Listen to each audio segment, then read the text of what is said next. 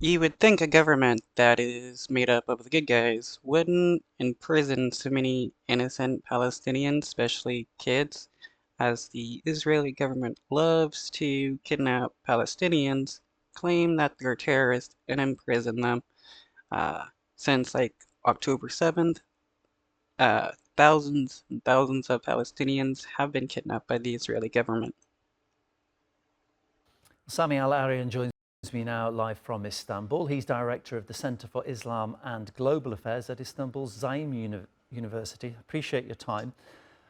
What is the motivation for Israel using this system of administrative detention? Is it to extract information from detainees or something else? Well, Israel's policy is to make sure that resistance would not exist, neither in the West Bank and, of course, not from Gaza, as we've seen in the war in the past 6 months. So part of its strategy is to detain and imprison as many Palestinian males as possible. It's been reported that over 40%. Daily Israeli raids in occupied West Bank lead to more arrests. Uh, the West Bank isn't. So, what is the excuse of the Israeli government going into the West Bank and kidnapping people?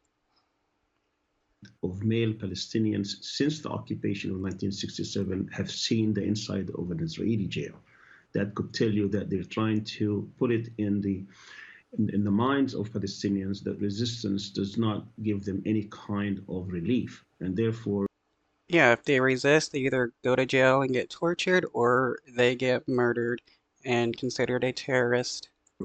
We've seen that part of the motivation for the October 7th operation was the presence of Palestinian prisoners in Israeli jails. There were about 5,500 Palestinian prisoners in jail at the time, including over 1,800 under what's called administrative detention, meaning that they have never been charged with any crime yet.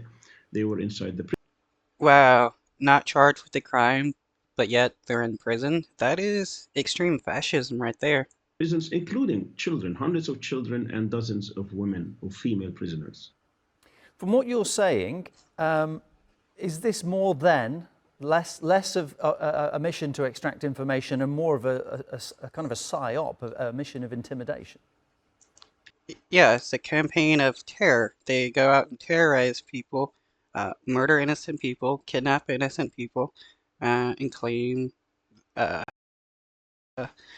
that's what they can do, and they know that it will make it harder for people to be willing to try to defend themselves.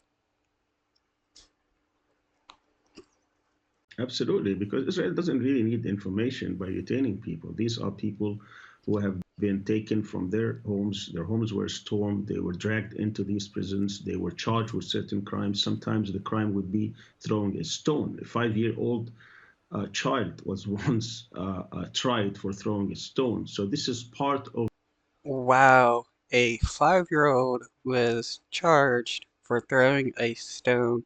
How insane is a government to do something like a 5-year-old for throwing a stone? The psychological warfare that Israeli intelligence agencies and Israeli military forces in the West Bank have been using in order to make sure that they can mute any In the behavior resistance by of the Palestinians. the Israeli government to mass arrest people and strip them is common. A lot of times innocent people and kids get caught up in it. It's very, very few times have they actually caught anybody from Hamas or something like that doing these mass strip searches.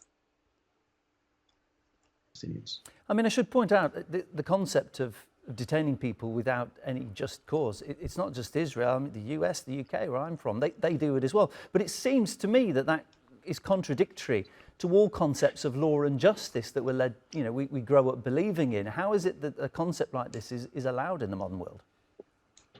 Well, Israel doesn't respect any conventions, any international conventions and prisoners, and things